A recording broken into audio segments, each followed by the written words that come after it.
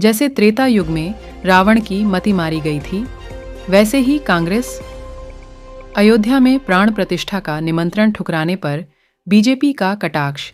कांग्रेस ने बुधवार को घोषणा की कि मल्लिकार्जुन खड़गे, सोनिया गांधी और अधीर रंजन चौधरी ने राम मंदिर प्रतिष्ठा समारोह में शामिल होने के निमंत्रण को सम्मानपूर्वक अस्वीकार कर दिया है और आरोप लगाया कि भाजपा और आरएसएस ने इसे चुनावी लाभ के लिए राजनीतिक कार्यक्रम बना दिया गया है। कांग्रेस अध्यक्ष मल्लिकार्जुन खड़गे, सोनिया गांधी और अधीर रंजन चौधरी अयोध्या में 22 जनवरी 2024 को होने वाले राम मंदिर अभिषेक समारोह में शामिल नहीं होंगे। उन्होंने प्राण प्रतिष्ठा कार्यक्रम का निमंत्रण अस्वीकार कर दिया है। भाजपा ने इस कदम के लिए बुधवार को कांग्रेस की आलोचना की। भगवा पार्टी ने कहा कि जैसे त्रेता युग में रावण की मति मारी गई थी, उसी तरह कांग्रेसी भी अपना दिमाग खो चुके हैं।